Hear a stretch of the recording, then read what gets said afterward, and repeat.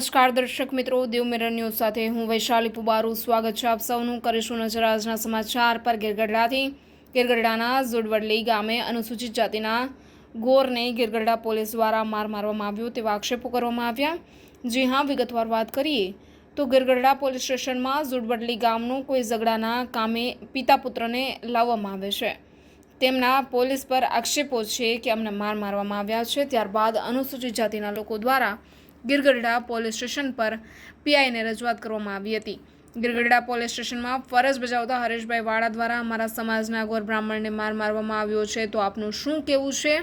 ત્યારબાદ પીઆઈ દ્વારા આશ્વાસન આપવામાં આવ્યું, પરંતુ અનુસૂચિત જાતિના લોકોની માંગ છે કે આવા અધિકારીઓ પર કાયદેસરની કાર્યવાહી કરવામાં આવે અને તેને સસ્પેન્ડ કરવામાં આવે. શું ગિરગઢડા પોલીસ સ્ટેશન વિસ્તારમાં બુટલેગરો નહીં હોય, આવારા તત્વો નહીં હોય, ગિરગઢડા પોલીસ સ્ટેશન વિસ્તારમાં કોઈ ક્રાઇમ નહીં થતા હોય?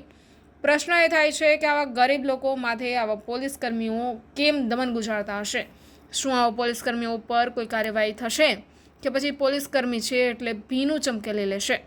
પોલીસ લોકો માટે સેવા અને સુરક્ષા માટે જોઈ છે, નહીં કે દમન ગુજારવા માટે. ગિરગઢડા પોલીસ સ્ટેશનમાં ફરજ બજાવતા પોલીસ કર્મી હરેશ વાળાની એએસઆઈમાં હમણાં જ બઢતી થઈ. શું એએસઆઈ બની ગયા એટલે તેમનો પાવર આ હદ સુધી પહોંચી ગયો છે કે કોઈ પણ વ્યક્તિની તપાસ કર્યા વિના ઢોર મારવામાં આવે? હાલ આ મામલો ગરમાયો છે. ગિરગઢડા તાલુકાના અનુસૂચિત જાતિના લોકોમાં ભારે રોષ જોવા મળી રહ્યો છે. હાલ હરેશવાળાને સસ્પેન્ડ કરવાની માંગ પણ ઉઠી છે. બ્યુરો રિપોર્ટ, દેવ મિરર ન્યૂઝ, ગિરગઢડા. નમસ્કાર. અરે ગિરગઢડા તાલુકામાં કાયદો અને વ્યવસ્થા જાણે ખોરવાણી હોય એવું લાગી રહ્યું છે. કેટલાક દિવસથી પોલીસોની મેટર આવે છે. પોલીસો કંઈક ને કંઈક કોઈક લોકો માટે દમન ગુજારતી હોય છે, અથવા તો લોકો અને પોલીસ વચ્ચે કંઈક રકઝક થતી હોય છે. ત્યારે હમણાં જે કાંધી ગામનો પણ કિસ્સો છે, જ્યાં માટી માફિયાઓને પોલીસ પકડવા ગઈ હતી અને પોલીસને જ પોલીસમાંથી જ હુમલો કરી અને પોલીસ પકડવા ગઈ. ત્યાર પછી જે કોઈ માટી માફિયાઓ હતા એ ભાગી ગયા હતા. ત્યારબાદ આજે એક ઝુડવડલી ગામનો કિસ્સો છે. ગત રાત્રિના જે કાંઈ બનાવ બનેલો હતો, અત્યારે અનુસૂચિત જાતિના લોકો ગિરગઢડા પોલીસ સ્ટેશન અને અહીંયા બાબા સાહેબ આંબેડકરના પુતળા પાસે જે કોઈ લોકો એકઠા થયા છે, એમની કંઈક અનેક રીતે માંગ છે, પોલીસનું કંઈક દમન છે. એ હવે એ લોકો પાસેથી જાણીએ.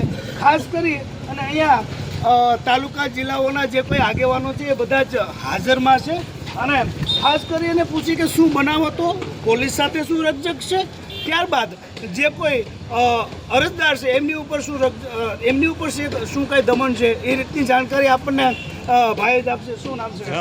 મારું નામ જસાભાઈ કરશનભાઈ વિંજોડા.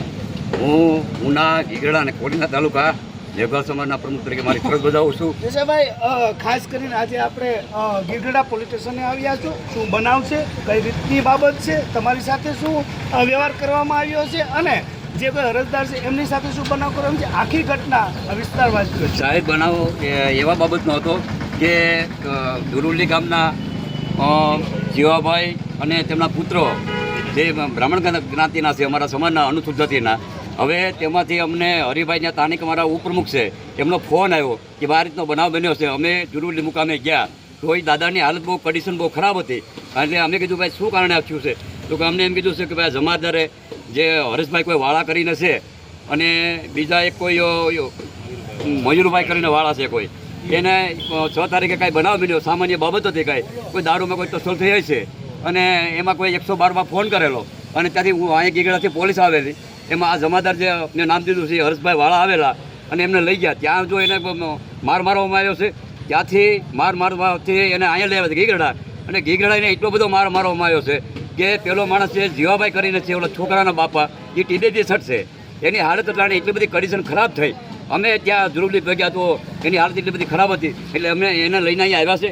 સાહેબે અમને બહુ સારી વાત કરી કે સાહેબ સારી વાત છે, જો આ જમાદાર છે એનો ગુનો કોઈ કબૂલ લેતો હોય તો અમે સમાધાન કરવા માટે પણ તૈયાર છે. એટલે એમને જમાદારને બોલાવ્યા. જમાદારની સાથે અમે રિક્વેસ્ટ કરી કે સાહેબ તમને આ કાયદો કોને આ મારો માટે તમને કોને અધિકાર આપ્યા છે કે તમે આને એટલો બધો માર્યો છે? આ માણસ ઊભો થઈ શકતો નથી. અમે કઈ કન્ડિશનમાં અહીંયા લાવ્યા છે, એમને અમારા સારવાર અપાવી છે. તો એ માણસને અમે જ્યારે અમે રજૂઆત કરતા હતા જમાદારને, તો મારી સામે ઉગ્ર થઈ ગયો. એટલે મને કહે સાહેબ નીચેવાદથી વાત કરવાની. મેં કે સાહેબ ગુનો આપે કર્યો છે, અમે તો સાહેબની હિસાબે તમને રિક્વેસ્ટ કરવા આવ્યા છે કે સાહેબ ખરેખર આવો અમારા ઉપર અત્યાચાર શું કામ કરો છો? એક જાતિ જોઈને ટાર્ગેટ કરો છો તમને ખબર પડી ગઈ કે અનુસૂચિત જાતિના છે એ દિવસે બીજા 2-3 બનાવો હતા ગામડાના એને ન માર્યા એ જ પેલી હાલતમાં આવ્યા હતા એમને એક થાપડ પણ ન મારી અને અમારા જે અનુસૂચિત જાતિના 2 બાદ દીકરો હતા ટીબી પેશન્ટ હતો એને એટલો હમણો મારો છે આજે હોસ્પિટલ તમે જોવો એને દયા કેટલી આપને એમ થઈ જાય.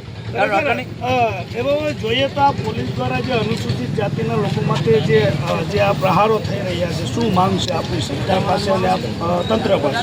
અમારે તો સાહેબ આ દિવસે અમારા ઉપર એક જાતિ જોઈને મારવામાં આવે છે એટલે અમારી સરકારની પાસે એવી રજૂઆત છે કે ભાઈ આવા જે કોઈ દમન કરનાર જમાદારો.